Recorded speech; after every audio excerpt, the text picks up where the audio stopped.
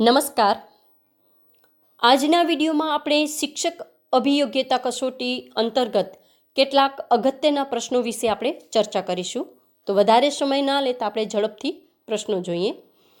પ્રશ્ન 1, મનોવિજ્ઞાનની સૌપ્રથમ વ્યાખ્યા કઈ હતી? જવાબ એ, મન અને આત્માનો અભ્યાસ. પ્રશ્ન નંબર 2, હું કદી શીખવતો નથી, હું તો એવા સંજોગો પેદા કરું છું જેમાં વિદ્યાર્થી શીખે. આ વિધાન કોનું છે? જવાબ સી, આલ્બર્ટ આઇન્સ્ટાઈન. પ્રશ્ન નંબર 3, ગાંધીજી પ્રેરિત બુનિયાદી શિક્ષણના સિદ્ધાંતોમાં નીચેના પૈકી કોનો સમાવેશ થતો નથી? જવાબ ડી, વ્યાવસાયિક શિક્ષણ.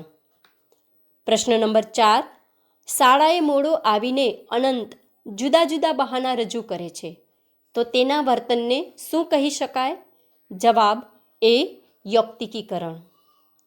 પ્રશ્ન 5, ઉત્પ્રેરણાના કાર્યોમાં નીચેના પૈકી કયા કાર્યનો સમાવેશ થતો નથી? જવાબ એ, તે ક્રિયાઓને ગતિશીલતા આપે છે. પ્રશ્ન નંબર 6, શીખવાની પ્રક્રિયા પર કયા શારીરિક પરિબળની અસર સૌથી ઓછી જોવા મળે છે? જવાબ ડી, જાતીયતા. પ્રશ્ન નંબર 7, શિક્ષણનું મુખ્ય કાર્ય શું છે? જવાબ બી, વિદ્યાર્થીઓમાં નિહિત આંતરિક શક્તિઓનો વિકાસ કરવો. પ્રશ્ન નંબર 8, શીખવું એટલે? જવાબ સી, સમસ્યા સમાધાન માટેની યોગ્યતા પ્રાપ્ત કરવી.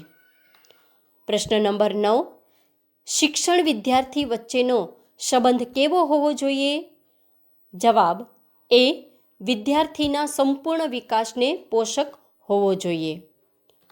પ્રશ્ન નંબર 10, એક શિક્ષક એવું અનુભવે છે કે તેના વિદ્યાર્થીઓ તેના અધ્યાપન કાર્યથી સંતુષ્ટ નથી. આવી પરિસ્થિતિમાં શિક્ષકે શું કરવું જોઈએ? જવાબ એ, તેણે જાતે રિફ્રેશર કોર્સ કરવો જોઈએ, જેથી તે પોતાના અધ્યાપન કાર્યમાં સુધારો લાવી શકે. તો મિત્રો, આજના વિડીયોમાં આપણે શિક્ષક અભિયોગ્યતા કસોટી પર આધારિત કેટલાક અગત્યના પ્રશ્નો જોયા. આશા છે કે પરીક્ષા માટે તે તમને ખૂબ માહિતીસભર રહેશે. ધન્યવાદ.